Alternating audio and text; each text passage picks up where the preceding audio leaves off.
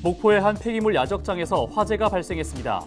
다행히 인명피해는 없었지만 검은 연기와 함께 불기둥이 치솟으면서 많은 시민들이 불안에 떨었습니다.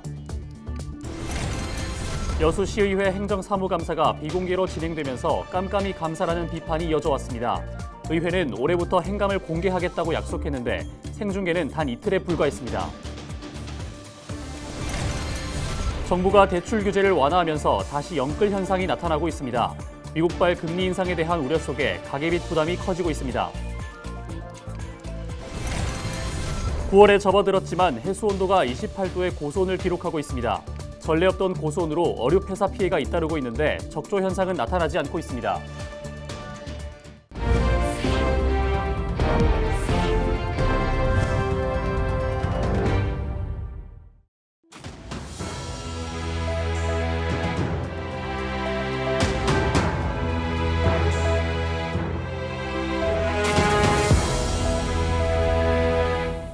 시청자 여러분 안녕하십니까? 헬로티비 전남 뉴스입니다. 전남 목포의 한 야적장에서 불이 났습니다. 야적장에는 스티로폼이 쌓여 있어 매캐한 연기가 뿜어져 나왔고 소방대원들도 진화에 어려움을 겪었습니다. 장혜원 기자가 취재했습니다. 새까만 연기가 하늘로 치솟습니다.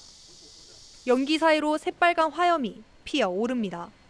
7일 오전 11시 10분쯤 전남 목포시 오감동의 한 스티로폼 야적장에서 불이 난 겁니다. 불은 야적장에 쌓여있는 스티로폼에서 시작돼 주변으로 검은 연기가 뿜어져 나왔습니다. 지역 곳곳에서 관찰할 수 있을 정도여서 200건 넘게 신고가 접수됐습니다. 처음에 불을 목격했을 때는 그리 큰 불은 아닐 거라고 생각하고 잠깐 보는 사이에 한 1, 2분 상간에 너무 급속도로 번지는 바람에 바로 119에서 신고했고 소방당국은 신고를 접수하고 곧바로 화재를 진압에 나섰습니다. 소방차 17대와 진화 인력 45명이 투입됐지만 불은 3시간 뒤에야 완전히 꺼졌습니다. 화재 진압 당시에 가공된 스티로폼에서 발생한 열기와 검은 연기 때문에 어려움을 겪기도 했습니다. 화재 당시 야적장 주변에 사람이 없어 인명피해로 이어지진 않았습니다. 지금 제 뒤를 보시면 가공 스티로폼이 다 타서 까만 재로 변해 있는데요. 마치 전쟁터를 방불케 합니다. 오늘 화재는 그 야적장에 적재된 가공된 스티로폼에서 발생한 화재로 검은 연기와 하염이 화재 현장에 진압에 어려움이 있었으며 이를 소방당국은 쓰레기를 태우다가 불티가 튀어 불이 난 것으로 보고 정확한 화재 원인을 조사 중입니다. 헬로티비 뉴스 장혜원입니다. 국회 국정감사와 같이 지방의회에는 행정사무감사가 있습니다. 집행부가 예산을 잘 썼는지, 사업은 잘 진행됐는지를 점검해보고 문제를 지적하거나 방향성을 제시하는 의회 본연의 기능인데요. 그 일환으로 여수시의회도 해마다 행정사무감사를 벌이고 있는데 감사 과정을 일부만 공개하는 방식을 고집하면서 지역사회가 반발하고 있습니다. 송하영 기자가 보도합니다. 지난해 7월 출범한 8대 여수시 의회. 시민이 신뢰하는 따뜻한 의회를 구현하고 집행부 감시 기능을 강화하겠다고 약속했습니다. 그런데 출범 1년이 지난 지금 이 같은 다짐이 유명무실하다는 지적이 제기되고 있습니다. 여수시 의회는 그동안 행정사무감사를 관계 부서 직원과 1대1 면담하는 방식으로 진행해왔습니다. 시민사회단체는 행정사무감사의 질의와 답변 내용이 비공개라며 짬짬이 감사의 우려를 제기했습니다. 감사 공개 요구가 잇따르자 생중계를 도입한 여수시 의회. 하지만 생중계는 전체 일정 9일 가운데 이틀에 불과했습니다. 올해 행정사무감사 역시 이와 동일하게 진행될 예정입니다. 최근에 법 개정의 흐름이라든지 그리고 지방의회에 대해서 요구된 여러 가지 사항이 비공개보다는 공개 쪽으로 많이 가고 있다라는 점, 지속적으로 한다라고 하면은 그거는 충분히 문제 제기를 할 수도 있고요. 또 그거에 대해서는 명확하게 사유를 요청할 수도 있을 것 같습니다. 여수시 의회는 현장 답사와 관계자 면담 등 일정 조율이 필요한 점을 이유로 들며 전체 공개에 대한 부담을 내비쳤습니다. 그러면서 점진적으로 전면 공개 방식을 검토하겠다는 입장을 밝혔습니다.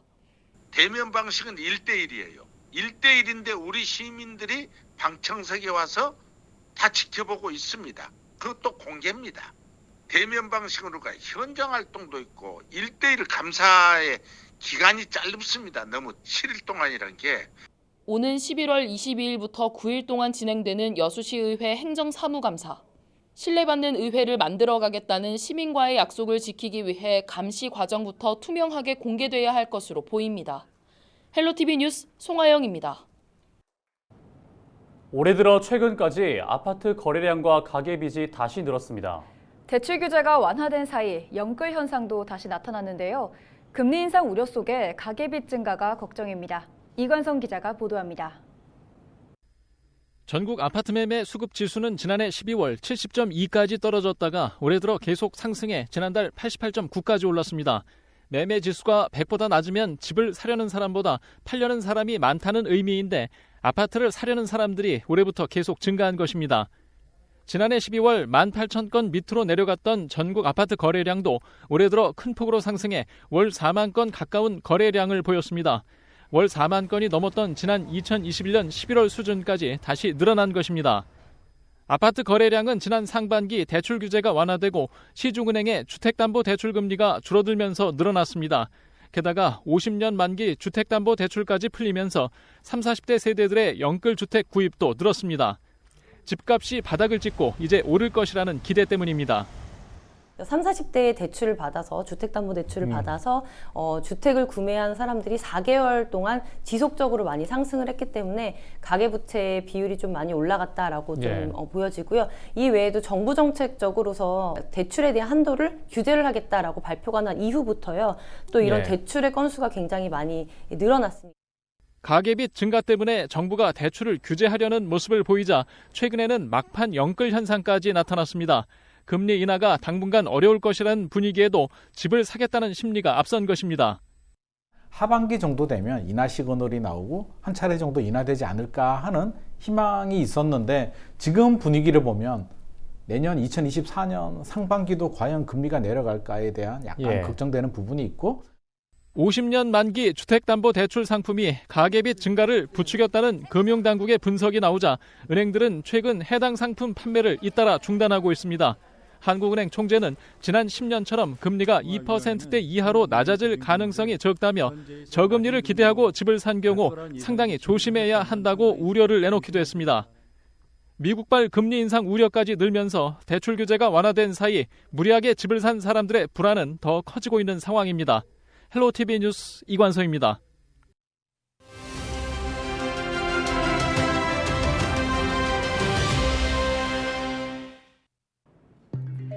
지난달 소상공인의 전기요금 부담이 작년보다 46% 늘어난 것으로 나타났습니다. 김혜재 더불어민주당 의원실이 한국전력으로부터 제출받은 자료에 따르면 올해 8월 일반용 가평균 요금은 70만 1,790원이었습니다. 일반적으로 상업용 건물 내 사용자에게 적용하는 일반용 갑요금은 소상공인 자영업자 요금제로 분류되는데요. 그런데 일반용 갑의 8월 전기요금은 최근 3년 동안 가파르게 상승했습니다. 지난 2021년 41만 47원에서 지난해 48만 1,660원으로 17.5% 상승한 이후 올해 70만 1,790원을 기록하며 45.7%나 폭증했습니다. 정부는 올해 6월에서 9월 한시적으로 신청자들에 한해 원료금 50% 이상 납부 후 잔액을 최장 6개월간 분납할 수 있는 제도를 시행한다고 밝혔는데요. 소상공인들은 에너지 고물가 지원금 지급과 소상공인 에너지 바우처 등 추가 지원책을 호소하고 있습니다. 정부의 에너지 경제 정책 변화가 필요해 보입니다. 지금까지 데일리 브리핑이었습니다.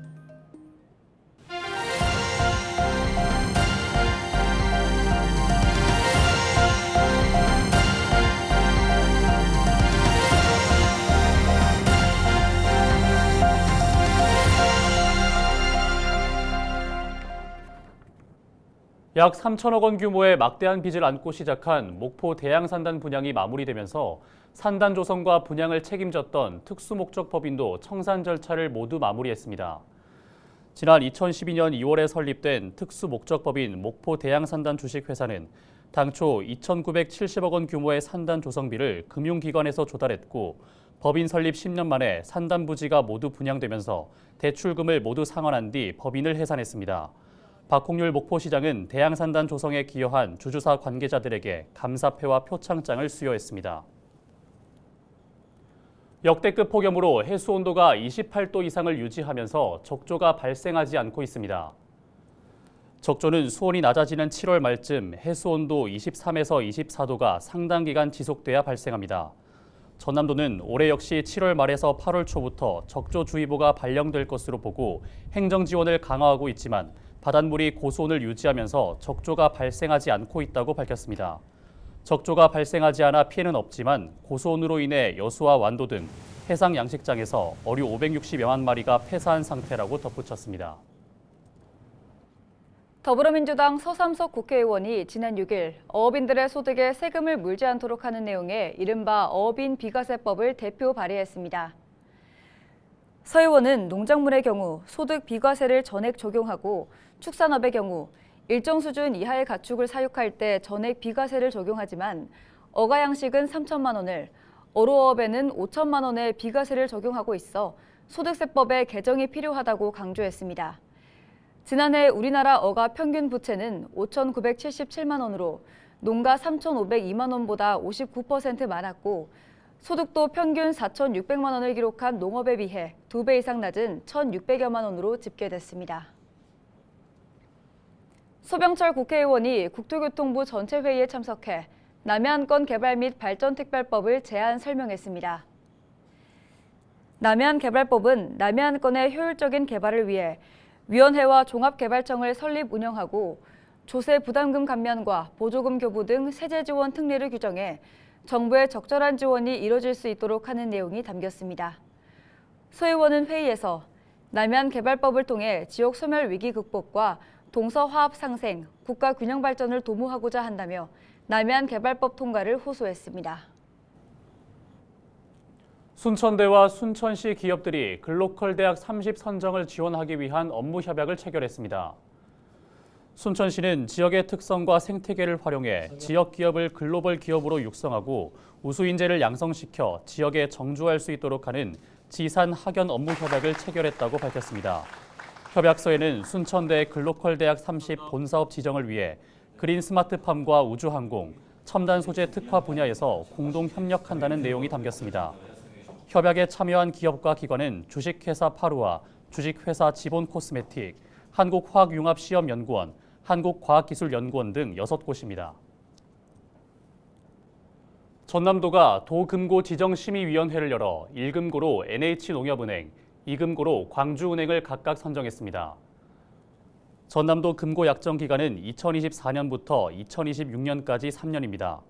제1금고 NH농협은행은 일반 회계 지역개발 기금 고양 사랑기금을 맡고 제2금고 광주은행은 8개 특별회계와 13개의 기금을 담당할 예정입니다. 2023년 본예산을 기준으로 제1금고는 10조 2,100억 원을, 제2금고는 1조 5,900억 원 규모를 운영합니다. 여수시가 청년 인구 유출과 저출생 등으로 심화된 인구 감소를 해소하기 위해 핵심 사업 구상에 나섰습니다. 여수시는 이달 완료되는 인구 감소 대응 5개년 계획 용역 결과를 토대로 4대 전략 10대 사업을 수립해 대규모 주거단지 조성 사업과 해양 신산업 유치 등을 추진할 방침입니다. 이 밖에도 청년 창업거리 조성과 어린이 전문병원 유치 등을 통해 오는 2028년까지 인구 30만 명을 달성할 계획입니다. 중국이 고고도미사일 방어체계 배치 결정 이후 6년 6개월 만에 한국행 단체 관광을 전면 허용하면서 여수시가 중국 단체 관광객 유치에 나섰습니다.